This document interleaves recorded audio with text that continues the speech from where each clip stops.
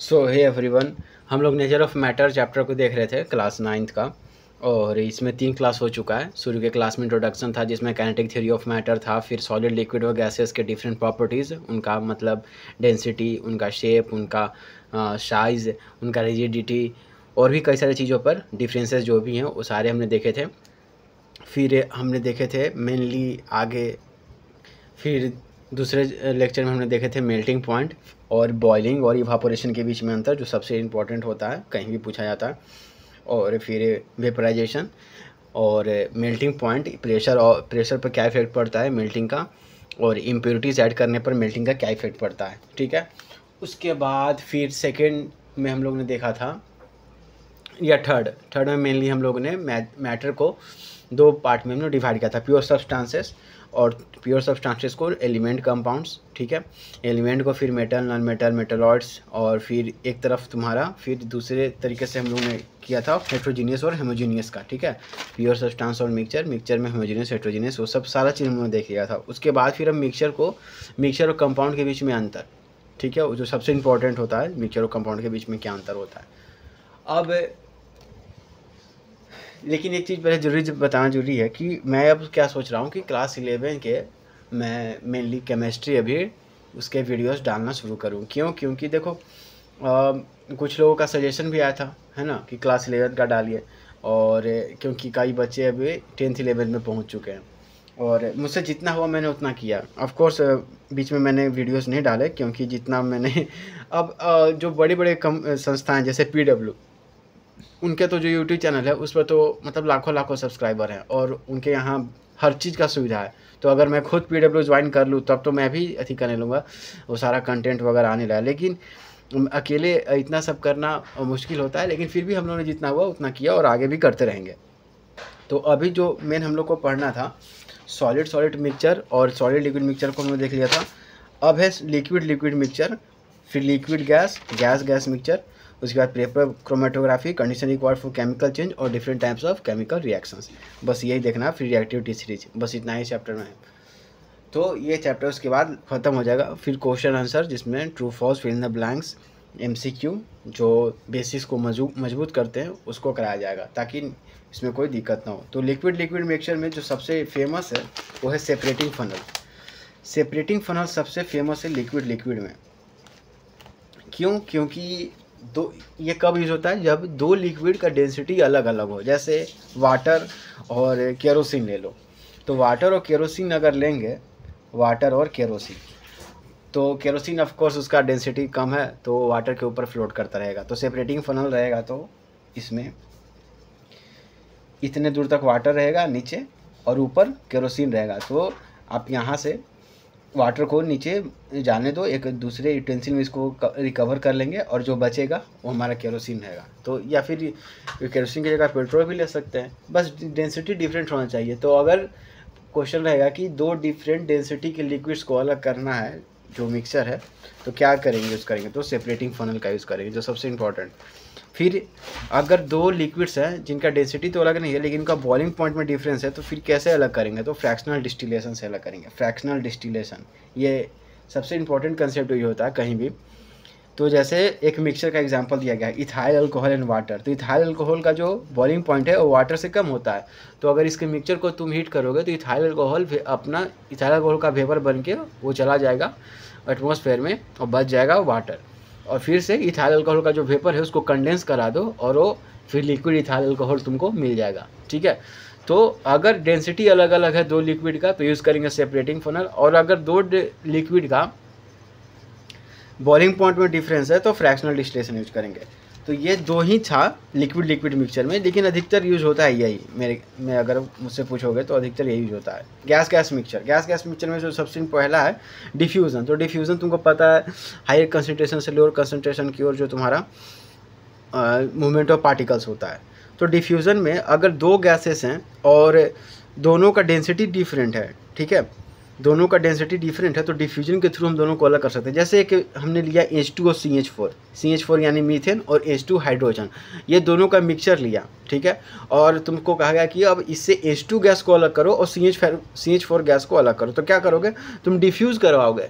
तो कैसे ये काम करता है, तो एक्चुअली H2 जो है ना, H2 का जो मॉलिक्यूलर वेट है वो कम है किससे, CH4 से। H2 का तुम देखोगे 2 है और तुम्हारा ये किधर गया, CH4 का तुम्हारा 4, 12 4 16 है, ठीक है। तो अब यहाँ से H2 का 4 हो जाएगा, ठीक है। H2 का 4 एटॉमिक मास हो जाएगा और CH4 का 16 एटॉमिक मास हो जाएगा। तो H2 का एटॉमिक मास जो भी मोलिकुलर मास भी कह सकते हो कम है और CH4 का ज़्यादा है। तो तुम्हारा H2 जो है, सिंस इसका मोलिकुलर मास कम है तो ये ज़्यादा जल्दी डिफ्यूज़ करेगा, तो जल्दी डिफ्यूज़ करेगा तो फिर बच क्या जाएगा, CH4, ठीक है। तो डिफ्यूजन का प्रोसेस है भी उसी तरह। एक He और SO2 है, देखो तो हीलियम का एटॉमिक मास क्या है, यहाँ जो मास वो कम है और SO2 का ज़्यादा है, तो इस केस में भी He जो है वो जल्दी डिफ्यूज़ करेगा और SO2 लगभग ना के बराबर उस समय डिफ्यूज़ करेगा, तो उसको अलग कर लेंगे। तो ये डिफ्यूज़न का प्रोसेस है। तो गैस मिक्सचर में डिफ्यूज़न का प्रोसेस तुम्हारा काम करता है। फिर है डिसोल्यूशन इन सूटेबल सॉल्वेंट्स। तो अगर 2 गैसेस है, तो अगर सूटेबल सॉल्वेंट्स में उनको मान लो 2 गैसेस का मिक्सचर है और एक गैस किसी चीज़ में बहुत ज़्यादा सोल्यूबल है, किसी लिक्विड में बहुत ज़्यादा सोल्यूबल है, तो इस चीज़ का हम यूज कर सकते हैं। मान लो जैसे CO2 एंड CO, ठीक है, कार्बन मोनोऑक्साइड और कार्बन डाइऑक्साइड का मिक्सचर दिया हुआ है, ये 2 गैस का, और तुमसे कहा गया कि इससे कार्बन मोनोऑक्साइड और कार्बन डाइऑक्साइड को अलग करके दिखाओ। लेकिन एक चीज़ मुझे पता है कि CO2 है, CO2 किसी लिक्विड में मान लो सोल्यूबल है, ठीक है। मान लो कोई लिक्विड है जिसमें CO2 सोल्यूबल है लेकिन CO सोल्यूबल नहीं है, तो हम उसका यूज़ करके और CO2 को सोल्यूबल करवा देंगे और बचेगा केवल CO। तो वहाँ से डिसोल्यूशन इन सूटेबल सॉल्वेंट्स, ठीक है। सूटेबल सॉल्वेंट्स को देखेंगे और देखेंगे कि अच्छा एक सॉल्वेंट मुझे मिल गया मान लो जिसमें CO2 सोल्यूबल है लेकिन CO सोल्यूबल नहीं है, तो इस मिक्सचर ऑफ गैस को मैं उसमें मिला दूंगा, तो केवल CO2 सोल्यूबल होगा और CO सोल्यूबल नहीं होगा, तो उसको हम अलग कर लेंगे। तो इस तरह से एक्चुअली वो जो गैस हम यूज़ कर रहे हैं वो KOH है, ठीक है, पोटेशियम हाइड्रोक्साइड। पोटेशियम हाइड्रोक्साइड में पता है CO2 सोल्यूबल होता है, यानी कार्बन डाइऑक्साइड, लेकिन कार्बन मोनोऑक्साइड सोल्यूबल नहीं होता है। तो KOH में CO2 सोल्यूबल हो जाएगा, CO बच जाएगा, CO को अलग कर लेंगे, सिंपल। अब फिर आगे है प्रिफरेंशियल लिक्विफिकेशन। तो प्रिफरेंशियल लिक्विफिकेशन में ये किस प्रॉपर्टी पे काम करता है, difference in liquefaction of component of gases under pressure. तो कोई गैस से अगर उतना ही प्रेशर दिया जाए दोनों को, तो कौन जल्दी लिक्विफाई कर जाएगा, ठीक है। तो मान लो जो गैस जल्दी लिक्विफाई कर जाएगा और दूसरा वाला नहीं करेगा, तो दूसरे वाले को क्या करेंगे, अलग कर लेंगे। जैसे NH3 और H2, इसमें जो गैस किसी खास प्रेशर को देने पर अगर जो जल्दी लिक्विफाई कर जाएगा तो उसको अलग कर लेंगे और दूसरा लिक्विफाई नहीं करेगा तो उसको अलग कर लेंगे, ठीक है। अब है फ्रैक्शनल इवापोरेशन। फ्रैक्शनल इवापोरेशन क्या काम करता है, डिफरेंस, ये किस बेसिस पे काम करता है, difference in boiling points of the component of gases. 2 gas का मिक्सचर है, एक गैस का बॉइलिंग पॉइंट कम है, दूसरे का ज़्यादा है, तो यहाँ से भी हम इस चीज़ का यूज करके हम दोनों गैसेस में से एक को अलग कर सकते हैं। जैसे देखो N2 has lower boiling point than O2। Nitrogen का जो बॉइलिंग पॉइंट है वो कम होता है, तो वो कम हीट पे ही, कम टेम्परेचर पे ही बॉइल कर जाएगा और इवापोरेट हो जाएगा और बच जाएगा क्या, O2। तो ये फ्रैक्शनल इवापोरेशन पर काम करता है। अब लिक्विड गैस का मिक्सचर जो तुम रोज स्प्राइट पीते हो या कोको कोला पीते हो, वो जस्ट उसी पर बेसिस है, उस पर ही बेस्ड है लिक्विड गैस का मिक्सचर। तो लिक्विड गैस का मिक्सचर में हम लोग देखते हैं हीटिंग। तो अगर किसी लिक्विड को हीट करोगे तो उसके में गैस की सोल्युबिलिटी घटेगी। अब इसका एग्जांपल है, जो घर पे तुम लिक्विड कोको कोला या स्प्राइट पीते हो, तो तुम देखते हो कि अगर कभी स्प्राइट रखे वो ठंडा से, मतलब वो ठंडा से गर्म थोड़ा होने लगा, गर्म मतलब गर्मी में वो थोड़ा सा चिल्ड था पहले, लेकिन अब वो नॉर्मल हो गया और नॉर्मल से अब गर्म होने लगा, तो तुम देखोगे कि उसमें अब वो CO2 या वो जो टैंगी फीलिंग होता है ना, टैंगी वाला जो टेस्ट होता है वो गायब हो रहा है। क्यों? क्योंकि जैसे जैसे टेम्परेचर बढ़ रहा है ना स्प्राइट में जैसे जैसे स्प्राइट का टेम्परेचर बढ़ेगा, मैंने एग्जांपल लिया है स्प्राइट का क्योंकि ऑफ कोर्स लिक्विड में गैस का मिक्सचर है, तो जैसे जैसे टेम्परेचर बढ़ेगा वैसे वैसे क्या होगा कि उसमें CO2 का सोल्युबिलिटी घटते जाएगा, ठीक है। यही कारण है कि तुम्हें दुकानों में चिल्ड स्प्राइट मिलता है, यानी चिल्ड मतलब बहुत ठंडा। क्यों? क्योंकि जितना ज़्यादा ठंडा में वो स्टोर रहेगा उतना ज़्यादा CO2 उसमें डिजोल्व रहेगा। उस CO2 के चलते ही वो जो टैंगी टेस्ट है ना स्प्राइट का, टैंगी टाइप का वो आता है। तो इसीलिए उसको हम लोग फ्रिज में रखते हैं ताकि उसमें सोल्युबिलिटी बरकरार रहे, ठीक है। अब लोअरिंग द प्रेशर, अब प्रेशर को लोअर करने पर भी तो इसका क्या एग्जाम्पल है, फिर से स्प्राइट का एग्जाम्पल हो। स्प्राइट में जब एक बार ढक्कन खोल देते हैं उसके बाद छोड़ देते हैं तो फिर क्या होता है कि उसमें से जो CO2 का जो टेस्ट है वो घटने लगता है। CO2 जो है, CO2 का जो तुम्हारा होगा वो घटने लगता है।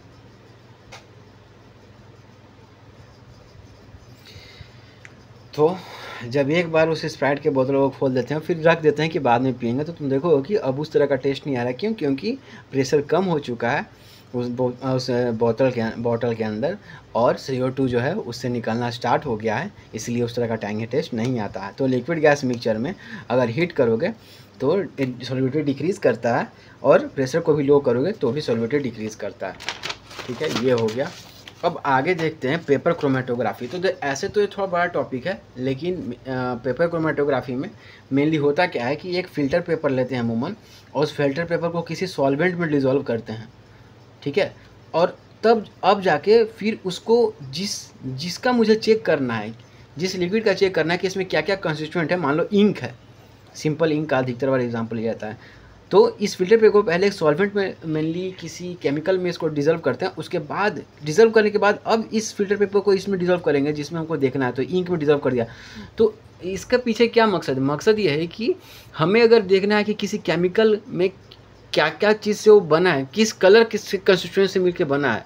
ठीक है, किस कलर, या जैसे कोई भी इंक होता है तो वो केवल ब्लू से ही नहीं बनता, मतलब उसमें कई सारे कंस्टिट्यूएंट होते हैं। तो ये किस प्रॉपर्टी पे डिपेंड करता है? अब इस प्रॉपर्टी डिपेंड करता है कि वो इंक में जो सब्सटेंसेस है, डिफरेंट टाइप के, डिफरेंट कलर्स के जो सब्सटेंसेस हैं, उनका कितना सोल्युबिलिटी है।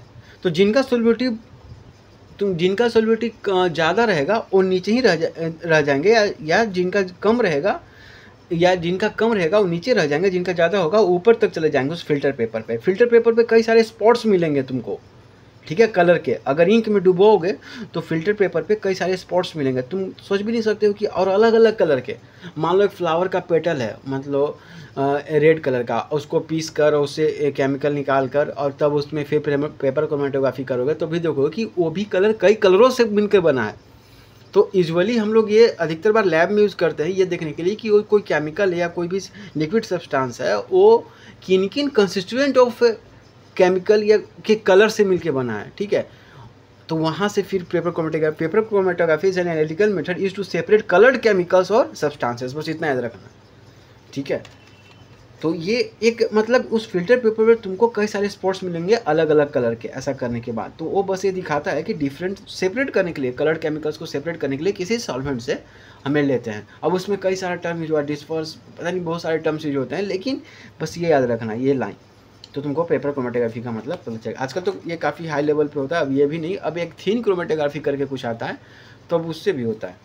अब condition required for chemical change, तो इस तरह से हमने डिफरेंट टाइप ऑफ मिक्सचर को अलग कैसे करना है हम लोगों ने देख लिया। Solid solid solid, liquid liquid liquid liquid, gas gas gas में कई तरह के प्रॉपर्टीज़ का यूज़ करके और फिर उनको हमने अलग करने का देख लिया। अब हम देखते हैं कि condition required for chemical change, तो केमिकल चेंज के लिए क्या क्या कंडीशन होनी चाहिए। तो एक तो फिजिकल कॉन्टैक्ट जो सबसे अधिकतर बार नॉर्मल है, जैसे सोडियम को जब भी पानी के कॉन्टैक्ट में लाते हैं तो आग जलने लगता है ना सोडियम, क्योंकि सोडियम ऑफकोर्स बहुत ही रिएक्टिव होता है, तो Na जिसको कहते हैं, इसका मतलब फिजिकल कॉन्टैक्ट हुआ तो रिएक्शन हो गया। एक फिर दूसरा है हीट, कई बार किसी केमिकल सब्सटेंस को हीट करने पर वो डिकम्पोज करता है, जैसे KNO3, पोटेशियम नाइट्रेट को हीट करोगे तो potassium nitrate plus oxygen gas मिलेगा, और इसका जो डेल्टा H है यानी हीट चेंज का इन्वॉल्व है वो पॉजिटिव में है। इसका मतलब ये एंडोथर्मिक रिएक्शन है। इसका मतलब क्या है, ये एंडोथर्मिक रिएक्शन है। एंडोथर्मिक रिएक्शन क्या होता है कि जिसमें हीट बाहर से हीट क्या हो, रिलीज ना हो, बल्कि बाहर से वो अंदर आए। ठीक है, हीट बाहर से अंदर आए। ठीक है, आसपास यहाँ पर इस जगह केमिकल रिएक्शन हो रहा है इसके अंदर, और ये केमिकल रिएक्शन बाहर से हीट अंदर ले रहा है। सोचो, बाहर से हीट अंदर ले रहा है, तो इसके चलते क्या होगा, बाहर क्या होगा, ठंडा हो जाएगा जो भी इन्वायरमेंट है, क्योंकि हीट अंदर ले लिए ना, तो इधर क्या हो जाएगा, कोल्ड बन जाएगा। इसीलिए ऐसे केमिकल्स जो एंडोथर्मिक केमिकल रिएक्शन होते हैं, तुम उनके बीकर को जब छुएगा, अगर बीकर में रिएक्शन हो रहा है तो बीकर ठंडा हो जाता है।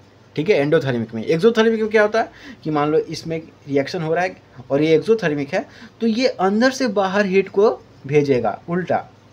ठीक है, अंदर से बाहर हीट को भेजेगा। तो इसमें जब तुम बीकर को छुएोगे, जो भी बीकर जिसमें तुम रिएक्शन करवा रहे हो, एक्सोथर्मिक का कोई भी रिएक्शन आगे हम देखेंगे, तो वो बीकर क्या होगा, गर्म हो जाएगा। क्यों? क्योंकि अंदर से बाहर हीट गया है। ठीक है, इसीलिए आ रहा समझ में। तो ये तो तुम्हारा डेल्टा एच अगर पॉजिटिव में है, याद रखना बस अभी के लिए कि एंडोथर्मिक होता है, डेल्टा एच नेगेटिव में है तो रिएक्शन मतलब एक्सोथर्मिक होता है। जैसे कि एग्जांपल, तुम मीथेन को जलाओगे तो ऑफकोर्स ये घर में जो तुम्हारा ब्यूटेन और जो गैस होता है, ब्यूटेन और प्रोपेन होता है उसमें मेनली, वो जब जलता है तो एक तरह का एक्सोथर्मिक रिएक्शन ही है, हीट इवॉल्व होता है। तो वहाँ माइनस, डेल्टा एच माइनस में होता है। तो एक्सोथर्मिक रिएक्शन में हीट रिलीज होता है और एंडोथर्मिक रिएक्शन में हीट ऑब्जर्व होता है। एंडोथर्मिक रिएक्शन में डेल्टा एच क्या होता है, पॉजिटिव में होता है। एक्सोथर्मिक रिएक्शन में डेल्टा नेगेटिव में होता है। तो फिर तीसरा हमारा कंडीशन क्या है केमिकल रिएक्शन का, कि लाइट, कई सारे रिएक्शन लाइट के प्रेजेंस में होते हैं। जैसे एक देखो ना, सबसे एग्जांपल फोटोसिंथेसिस। क्लोरोफिल में जो हमारा जो ग्रीन कलर सब्सटेंस होता है वो सनलाइट का यूज़ करके फोटोसिंथेसिस के रिएक्शन में सहायता देता है। फोटोसिंथेसिस में क्या होता है कि CO2 और वाटर, जड़ों से जो वाटर आती है, और CO2 जो स्टोमेटा के थ्रू लेता है सराउंडिंग से, लीफ से, और सनलाइट के साथ मिलके क्या बनाता है, ग्लूकोज प्लस ऑक्सीजन बाहर रिलीज करता है। तो ये तो सबसे सिंपल। फिर H2 प्लस Cl2 2NCl, तो लाइट का में तुम फोटोसिंथेसिस याद रख सकते हो। फिर प्रेशर, कई सारे जो हमारे रिएक्शन है वो प्रेशर पे ही, प्रेशर देने पे वो टेक प्लेस करते हैं। जैसे SO2 प्लस O2 और वेनेडियम ऑक्साइड है, ठीक है, तो SO2 बना लेता है। ये SO2 या SO4, ये रिएक्शन पता नहीं मुझे सही लग रहा है कि नहीं, लेकिन छोड़ो। ये वाला देखो, Pb प्लस S यानी लेड प्लस सल्फर, ये मिला के लेड सल्फाइड बना देता है। यहाँ पर प्रेशर, काफ़ी हाई प्रेशर अप्लाई करना पड़ता है। तो अब तक हमने केमिकल रिएक्शन, केमिकल चेंज होने के लिए क्या क्या होना चाहिए, फिजिकल कॉन्टैक्ट होना चाहिए, हीट होना चाहिए, लाइट होना चाहिए, प्रेशर होना चाहिए। हो सकता है कहीं प्रेशर ना हो के लाइट दो तो वहाँ रिएक्शन टेक्स प्लेस कर जाए, हो सकता है कहीं लाइट ना दे के हीट दो तो वहाँ टेक्स प्लेस कर जाए, ठीक है। अब एक लास्ट है तुम्हारा कैटालिस्ट। कैटालिस्ट मतलब वो ऐसे सब्सटेंस जो न रिएक्शन में टेक प्लेस तो नहीं करते हैं लेकिन रिएक्शन के रेट को घटा सकते हैं, बढ़ा सकते हैं। तो ऐसे कैटलिस्ट जो रिएक्शन के रेट को बढ़ाते हैं उन्हें पॉजिटिव कैटलिस्ट कहते हैं, और ऐसे कैटलिस्ट जो रिएक्शन के रेट को घटाते हैं उन्हें नेगेटिव कैटलिस्ट कहते हैं। तो जैसे पॉजिटिव कैटलिस्ट, जैसे देखो नाइट्रोजन प्लस हाइड्रोजन वाला जो केस है, ये बहुत फेमस रिएक्शन है, हैबर प्रोसेस को कहते हैं, जिससे अमोनिया बनता है। फर्टिलाइजर इंडस्ट्री में बहुत यूज होता है।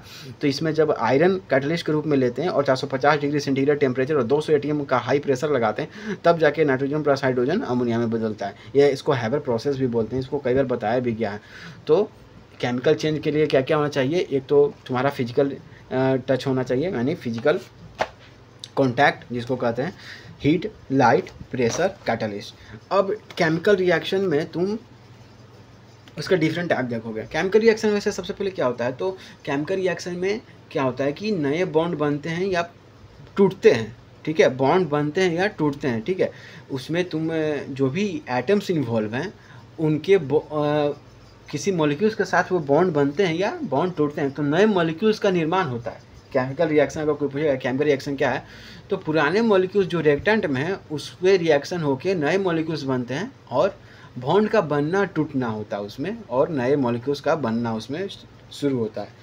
तो chemical reaction mainly reactant product वाला तुम सीन है। वैसे तो इसका डिफिनेशन एक अच्छे से NCERT में भी दिया हुआ है, लेकिन हम अभी उसके टाइप देखेंगे। क्या कॉम्बिनेशन रिएक्शन, तो दो रिएक्टेंट मिलकर अगर एक प्रोडक्ट बनाते हैं तो क्या वो कॉम्बिनेशन रिएक्शन हो गया। तो जैसे नाइट्रोजन प्लस ऑक्सीजन, ये नाइट्रोजन नाइट्रिक ऑक्साइड बना दिया, ठीक है, ये कॉम्बिनेशन रिएक्शन किया। केमिकल डिकम्पोजिशन, तो एक ही मॉलिक्यूल को अगर हीट करने पर कई 2 या 2 से ज़्यादा प्रोडक्ट मिले तो वो केमिकल डिकम्पोजिशन हो गया। ये कई सारे एग्जांपल है, जैसे यहाँ सोडियम नाइट्रेट का एग्जांपल है। सोडियम नाइट्रेट को हीट करेंगे तो सोडियम नाइट्राइट प्लस ऑक्सीजन मिलेगा। वैसे ही एक CaCO3 कैल्शियम कार्बोनेट को हीट करें तो CaO प्लस CO2 मिलेगा। ये भी केमिकल डिकम्पोजिशन का एग्जांपल है। वैसे ये थर्मल डिकम्पोजिशन भी इसको कहते हैं। वैसे केमिकल डिकम्पोजिशन जिनमें हीट के चलते डिकम्पोजिशन होता है तो उनको थर्मल डिकम्पोजिशन भी कहते हैं। डबल डिकम्पोजिशन, तो डबल डिकम्पोजिशन में और कुछ नहीं, बल्कि जो एक रिएक्टेंट में जो भी मॉलिक्यूल्स हैं उनका जो कटायन है ना है वो एक्सचेंज होता है, ठीक है। डबल डिस्प्लेसमेंट, वैसे ये तो डिस्प्लेसमेंट है, मुझे लगता है डबल डिकम्पोजिशन नहीं, ये डबल डिस्प्लेसमेंट होना चाहिए था मुझे, मेरे ख्याल से डबल डिस्प्लेसमेंट, ठीक है, डबल डिस्प्लेसमेंट। देखो डबल डिस्प्लेसमेंट में क्या होता है कि देखो Na है और ये NO3 है, ये मिल जाएंगे, और Zn है और SO4 है, मिल जाएंगे। देखो तो Na NO3 और Zn SO4 हो गया। इसमें KOH है तो K किससे मिल जाएगा, SO4 से, और ये H2OH के साथ मिल जाएगा, वाटर बना देगा, तो K2SO4 प्लस वाटर, यानी कि रिएक्टेंट में ही जो कटायन एनायन है डिफरेंट दो मॉलिक्यूल्स के, वो आपस में मिल जाएंगे और प्रोडक्ट में वो तुम्हारा दे देंगे जो भी सब्सटेंस आएगा। तो ये रिएक्शन आनायंस का एक्सचेंज होता है, ठीक है। तो इसको डबल डिस्प्लेसमेंट कहते हैं। और डिस्प्लेसमेंट रिएक्शन क्या है, तो सिंपल कि जो हाईली रिएक्टिव एलिमेंट है और दूसरों कंपाउंड से अपने स्लो कम रिएक्टिव से डिस्प्लेस करता है, जैसे Zn प्लस CuSO4, और Zn ज़्यादा रिएक्टिव है कॉपर से, तो कॉपर को ही हटा देगा और खुद के बना देगा ZnSO4, देख रहे हो ZnSO4 है और Cu बाहर आ जाएगा। तो बस सिंपल। तो ये देखेंगे तो कैसे याद करेंगे कौन सबसे ज़्यादा रिएक्टिव है, तो उसके लिए मेटल रिएक्टिविटी सीरीज है, देख रहे हो, K पोटेशियम तुम्हारा, N है सोडियम, तो सबसे ज़्यादा रिएक्टिव कौन सा होता है, पोटेशियम, उससे कम सोडियम, उससे कम कैल्शियम, उससे कम मैग्नीशियम, उससे कम एल्युमिनियम, उससे कम जिंक, उससे कम आयरन, उससे कम निकल, उससे कम ये तुम्हारा टीन हो गया Sn, उससे कम लेड, उससे कम हाइड्रोजन, उससे कम कॉपर, उससे कम मरकरी, उससे कम तुम्हारा सिल्वर, उससे कम तुम्हारा गोल्ड और उससे कम प्लेटिनम। तो सबसे कम रिएक्टिव तुम्हारा मेटल तुम्हारा प्लेटिनम, सबसे ज़्यादा पोटेशियम। तो इस तरह से रिएक्टिविटी याद रखोगे तो डिस्प्लेसमेंट रिएक्शन का कोई भी क्वेश्चन आएगा तो तुम बना लोगे। तो इसीलिए Zn प्लस, तो अगर ये छोड़ के ऐसा रिएक्शन देता है ZnSO4 प्लस Cu और तुमसे पूछता है कि क्या इसका रिएक्शन होगा, तो भाई रिएक्शन ही नहीं होगा। क्यों? क्योंकि क्या कॉपर हटा सकता है Zn को? नहीं। देखो तो Zn यहाँ पर है और Cu यहाँ पर है, कहाँ से? Zn कितना ऊपर है, मतलब ये मैंने 2 बार में लिख दिया क्योंकि उतना जगह नहीं था। Zn काफ़ी ऊपर है ना Cu से, तो Cu Zn को हटा सकता है उसके से और बना सकता है कभी भी CuSO4 प्लस Zn, ऐसा नहीं बना सकता है ना, ठीक है। कभी भी Cu Zn को अलग नहीं कर सकता। लेकिन हाँ, अगर CuSO4 है, अगर CuSO4 है तो Zn इसको अलग कर सकते हैं क्योंकि Zn ज़्यादा रिएक्टिव है। तो ये मेटल रिएक्टिविटी सीरीज है, तो जिसको हमने देखा। तो ये चैप्टर इस पर तुम्हारा समाप्त होता है। क्वेश्चन आंसर होगा तब ज़्यादा क्लियर होगा। अब तक ये मैंने जितना भी हो सका इसमें बताने की कोशिश की, और कई सारे क्वेश्चन भी पहले भी करवा चुका हूँ इसमें, लेटेंट हिट वगैरह के बारे में काफ़ी सारा क्वेश्चन। अगर तुमने देखा होगा इसको ध्यान से तो तुम्हें और ज़्यादा समझ में आएगा। So thank you for watching. Like share और सब्सक्राइब करना हो तो कर देना, वैसे तुम कर ही दोगे। Thank you.